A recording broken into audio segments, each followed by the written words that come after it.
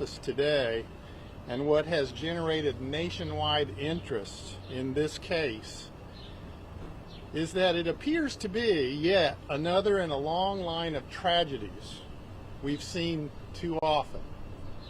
A young African American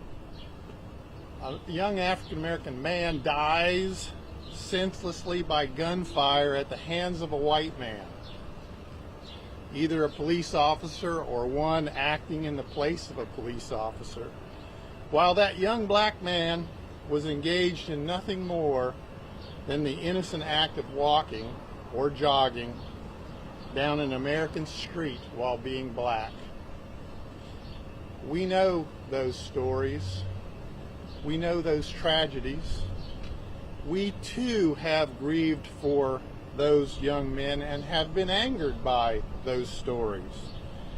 This case at first appears to contain some of the same elements that feed into the despicable and violent history of racism in our country, just based upon what little the public knows about this case up until now. But this case is not that story. And when we bring it out in the proper venue, a court of law, at the proper time, the truth will reveal that this is not just another act of violent racism. Greg McMichael did not commit murder. Greg McMichael is not a party to the crime of murder. This is not some sort of hate crime fueled by racism. It is and remains the case, however, that a young African American man has lost his life to violence. That is tragic. His family grieves. The people's teeth are on edge. But the how and the why of it simply cannot be shoehorned into a narrative that's being told so far. In just the few days that we've been Greg McMichael's lawyers, we have amassed witnesses, documents, videotape that tells a very different story, both about Greg, about his son Travis, and about Ahmaud Arbery. Laura and I are experienced criminal defense lawyers. We don't try our cases on the courthouse steps or even in front of our office building. We try them in the courtroom. But we invited you here today in order to implore you and the interested public to show the respect for our process of criminal law, the respect that it deserves, to allow this case to unfold in the courtroom over time until the whole truth comes out. We will soon schedule a preliminary hearing, and there, at that hearing, evidence will come to light. We will schedule a bond hearing, at which hearing much about Greg McMichael will come to light. Even then, however, the full story will not be told until all the witnesses have been found and interviewed, all the documents have been gathered and studied, and all the video has been watched. And then, if the current district attorney believes that either or both of the McMichaels committed crimes worthy of prosecution, then we will answer those charges in a court of law in a public trial before a jury of 12 people. We believe in our jury system. While it may not be perfect, it was a stroke of genius for our founders to have created a path to justice where anybody accused of any crime, no matter how heinous, whether rich or poor, white or black or brown, could make the government prove that case before the state can justifiably take away the liberty or even the life of the accused individual. There is no better way in the history of the world at protecting the innocent from wrongful punishment. Here in America, we provide to every person those basic rights to due process, an opportunity to have his side heard, to be represented by counsel, and to a fair trial, and to require the state to prove its case beyond a reasonable doubt in a court of law. That is what we intend to provide for Greg McMichael.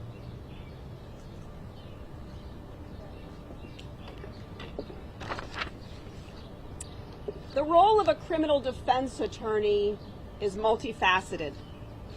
We have the honor of standing alongside the accused in any situation where he or she is charged, to advise, evaluate, and advocate for that individual.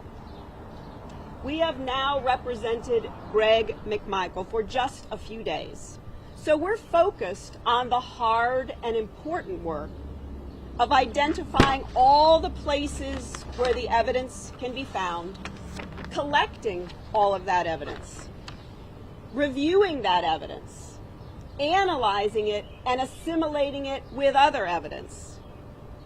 And as we get nearer to court, to work on communicating to a jury the reason why those facts explain the truth of what happened on February 23rd. We know what you know. The statements, the videos, the photos, the records that have been gathered by law enforcement, by the public, and by you, the media.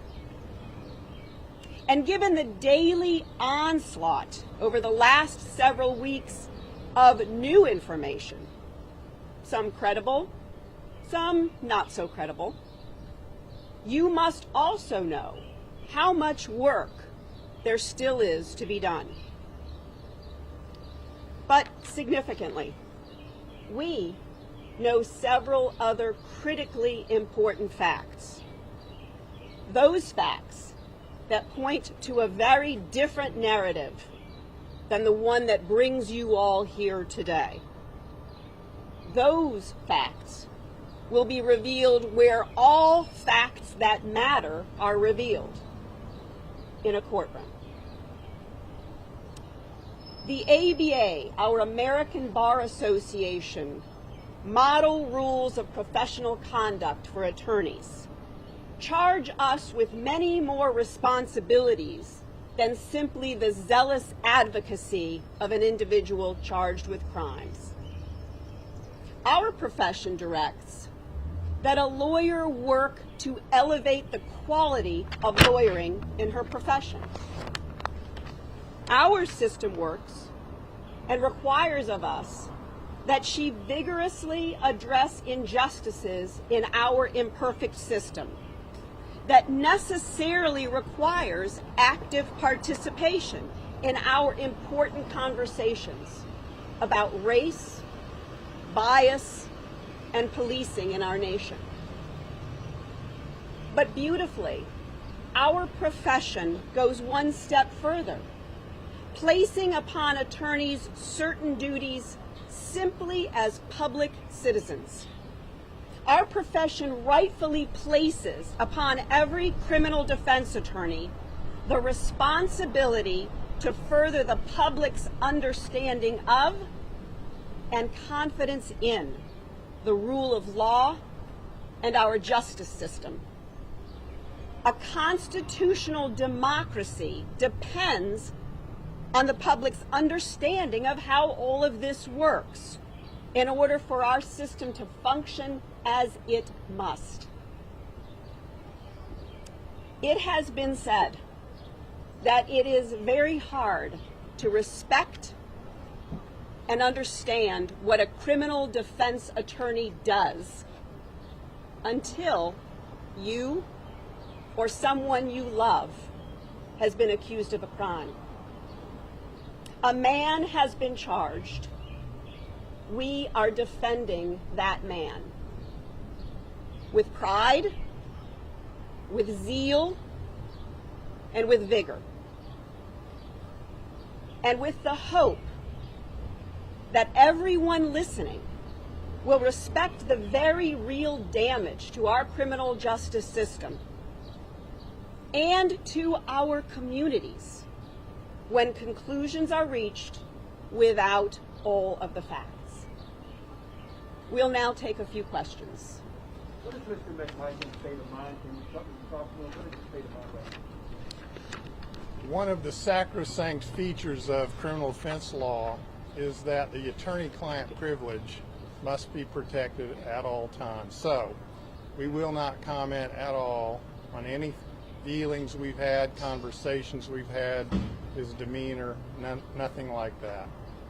You said in a press release that Mr. Arbery's death was a tragedy. So with these new facts that you're saying you're going to present, does that change your thoughts on this being a tragedy? No, it is a tragedy. A young man is dead at just 26 years old.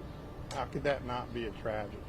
It is a tragedy. Can you shed any more light on your client's version of events? Can you say what you believe people need to know beyond what was seen in that video? No, I can't. Nothing more than what we've alluded to now. I'm taking over your question. No. Nothing more than what we have alluded to now in the way we will develop the facts, find out the truth, and present it in court. Your question would ask me to reveal again conversations with Mr. McMichael, and I won't do Or that. even going into evidence that you found or additional details beyond what the public already knows? Those will begin to come out in the preliminary hearing. And we believe strongly in the fact that we will not try this case in the media, that we will not try it on the courthouse steps or even in front of our office. The facts that matter will come out in the courtroom, where they need to come out, where they can be cross-examined and evaluated by a jury. Is the video that's been released, is that helpful to your defense of Mr. McMichael, would you say? There are a number of videos that have been released. There are a number of photographs, there are a number of records. All of those will have to be assimilated and, importantly, timelined, so that every single second, our hope is, will put together the truth of what happened on the 23rd. I meant specifically the video of the incident. There is more than one video of the incident. There are more than one way that the internet is communicating what happened. There's issues with timing on videos that are on the internet. There's issues with date stamps and time stamps. So the video may not be the only video that becomes important in this case. Do you believe that your client should be charged the same as his son, Travis McMichael, faces such charges? The question was, do we believe our client should be charged the same as his son? Our client has not been charged the same as his son. He's been charged as a party to the crime, which is a Georgia statute that holds an individual who aids or abets or facilitates a crime with the same responsibility of as the individual who actually perpetrated the crime. You all know when the preliminary hearing is going to be? We don't have that scheduled yet. We do expect to have it scheduled soon. We're in touch with the court about that, but we don't have a date yet. Are you all working with Mr. Travis's legal team up here in Atlanta? Well, working with, we are in contact with them, but they have their client, we have our client. Mr. Rubin and Mr. Sheffield are good lawyers. We know them, and we will see where our individual cases go. Have you spoken with the prosecutor? We have not. No. We know of her. We saw in the news who it was. We know something about her, but we have not spoken. Would you like the public to know anything about Gregory McMichael? Well, no. That will come out, though, best at the bond hearing, which will be a hearing after the preliminary hearing, not very far in the distant future. But as you know, if you've been to a bond hearing, that's where we're going to present to the judge a great deal about Gregory McMichael's life and who he is, and that will be the best time and place to do that. Was Gregory McMichael properly certified when he worked for the Lake County District Attorney's Office? Those will all be issues that have to be addressed later on. Any other questions? Do you all believe you have information to get Mr. Michael out on bond once that time comes? We do. We do. We hope we can. We have to persuade a judge to set him a bond. That's a tough thing to do in a case like this. Tall order for a judge to set a bond in any murder case, but let alone one that's got a lot of attention like this one. But we always hope going into court that we have a chance if we have a fair judge, and we will have a good presentation to make for bond. And do McMichaels and Aubrey have a relationship at all? Do they know each other? Again, that will be information that's being gathered, assimilated, and will be presented in court. Well, thank you all very much for being here. We appreciate your time. Thank you.